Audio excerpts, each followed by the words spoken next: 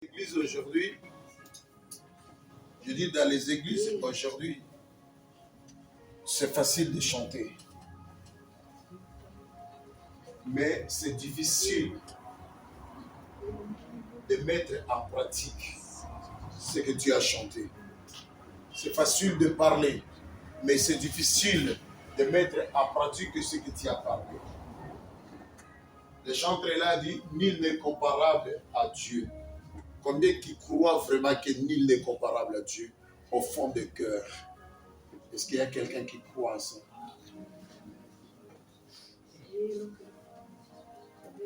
La quitte commence à quelle heure? À 16 heures. Ok. Nous faisons la quitte pour la gloire de qui? Alors, si nous faisons la quitte pour la gloire de Dieu, je pense que tout l'honneur, la gloire doit lui appartenir, c'est ça. Mais quand tu chantes, nul n'est comparable à toi. Donc sur la terre, pour toi, nul n'est comparable à Dieu, c'est ça. Donc ça veut dire que c'est Dieu qui est le premier en toi, c'est ça. Mais comment Dieu sera le premier si tu ne respectes pas les décrets de Dieu? Qui ont déjà vu Dieu dans cette église? Donc, ça dure que personne. Les œuvres de Dieu, c'est autre chose. Dieu aussi, c'est autre chose. Mais si tu vas dire que j'ai déjà vu Dieu, beaucoup ce sont des menteurs. Il y a ceux qui l'ont déjà vu, je ne sais pas de quelle manière. Mais on voit Dieu souvent dans ses œuvres. Et ce qui nous fait de respecter Dieu, c'est la parole et la confiance que nous avons à sa parole. Alors, je dis, beaucoup ils disent, nul n'est comparable à toi, mais si on regarde leur façon vis-à-vis de ce qu'il dit, c'est des choses différentes. Alors, j'aimerais que aujourd'hui, même s'il n'y a pas beaucoup de temps, je n'ai pas besoin de chanter ou de parler beaucoup pour que tu écoutes. Si tu exposes ton cœur à la parole du Seigneur et tu te prépares, tu réussiras quelque chose. Amen. Et les choses que tu réussiras, ça fera partie de ta vie. Amen. On avait dit aujourd'hui, ça va être le jour de l'enseignement d'adoration. En réalité, si tu connais la signification d'adoration et de louange, à tout moment que tu te présentes devant Dieu, le ciel sera ouvert. Parce que la Bible déclare, il siège au milieu de louanges et d'adoration de ses peuples. C'est ça. Il siège où il habite, où il se présente au milieu de louanges et d'adoration de ceux qui se confient à lui. Donc, c'est-à-dire que si tu exposes ton cœur, l'adoration tout d'abord n'est pas seulement de chanter. Alléluia. Amen. L'adoration, c'est loin de chanter. Je vais te donner un exemple.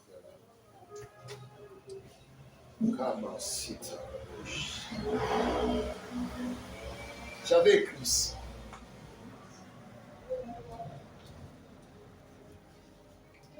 L'adoration, c'est l'expression du cœur à l'adorable. L'adoration, c'est l'expression du cœur à l'adorable. Toi qui es en train d'adorer, ton cœur, il exprime la grandeur ou la bonté ou l'amour de celui-là que tu voulais adorer.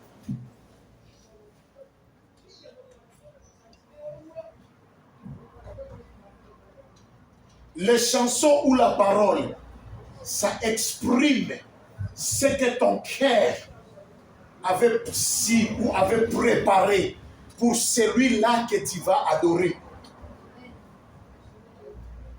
Tu te prépare que je vais aller regarder mon chef quelque part. Mais qu'est-ce que je vais parler avec lui?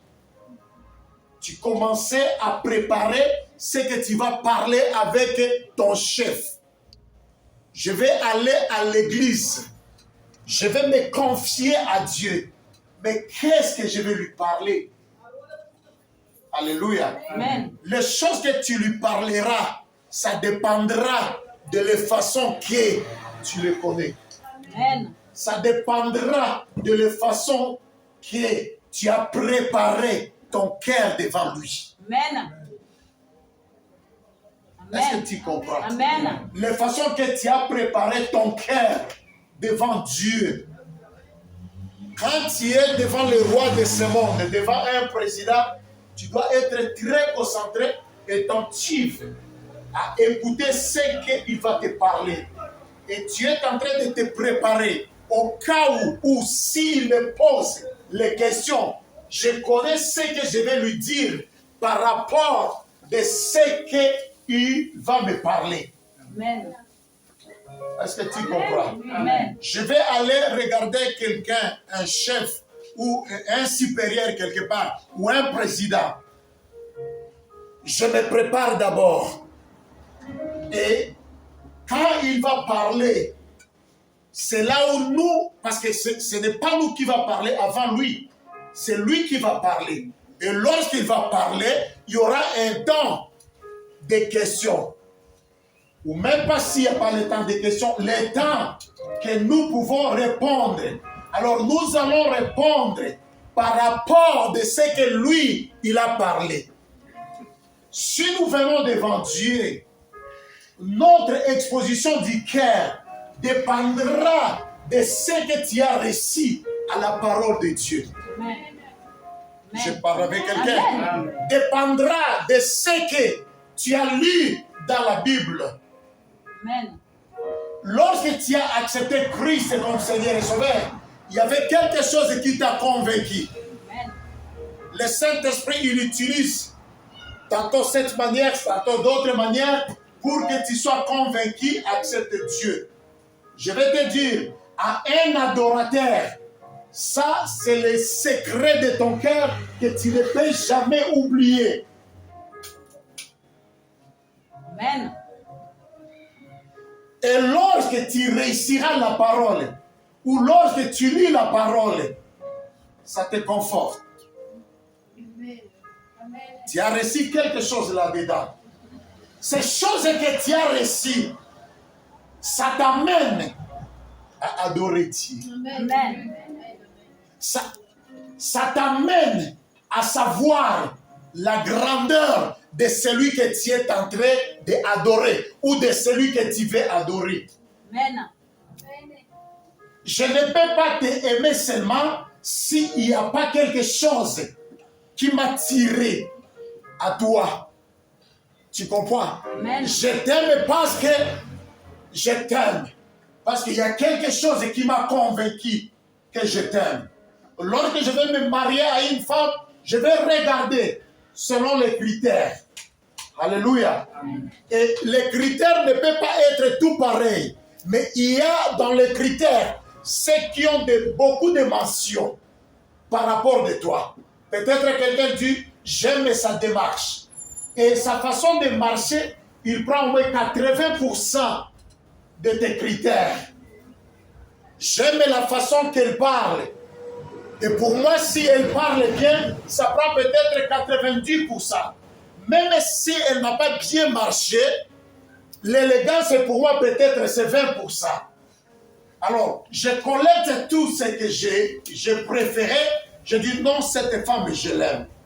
Alléluia. Amen. Alors, lorsque tu es en train de lire la parole de Dieu, ou lorsque tu attends la parole de Dieu, à tout moment que tu lis la Bible, ou tu as entendu une prédication, ça doit avoir quelque chose que tu as tiré là-dedans. Et les choses que tu as tirées, ça va t'amener à aimer Dieu. Et lorsque tu vas aimer Dieu, à tout moment que tu es à sa présence, ton cœur est en train d'exprimer sa grandeur de la façon que tu as entendu de lui. Et les chansons viennent à ce moment. Est-ce que je parle avec quelqu'un? Il y a quelqu'un d'autre, nous sommes en train de chanter, il ne chante pas. Parce que son cœur n'a pas encore réussi ce que toi tu as réussi. Alléluia. Amen. Et tu ne peux pas lui forcer de chanter. Mais pourquoi toi tu chantes? Il ne sait pas pourquoi chanter. Parce qu'il ne sait pas pourquoi toi tu es en train de chanter. Or, les chansons que tu es en train de chanter, c'est l'expression de ce que ton cœur avait reçu pour ce Dieu-là. Alors ça devient difficile. Comme le cœur l'a déjà accepté, la bouche est ouverte pour ça. Amen. Cela veut dire que ce n'est pas chanter qu'on appelle adoration. Adoration, c'est l'exposition de ton cœur. C'est la coalition, la liaison de ton cœur avec les personnes que tu dois adorer. Amen. Avec l'adorable. Alléluia. Alors pour toi, je ne sais pas l'adorable c'est qui. Alléluia. Amen. Alléluia. Amen. Ouvre d'abord la Bible. Le psaume 150, verset 6, la Bible déclare « Et tout ce qui respire, louez le nom de l'Éternel. » C'est ça. Psaume 150, verset 6. Tout ce qui respire, louez le nom de l'Éternel. Et tous ceux qui respirent louent le nom de l'Éternel. Amen. Alors, regardez le psaume 71, verset 6. Psaume 71, verset 6.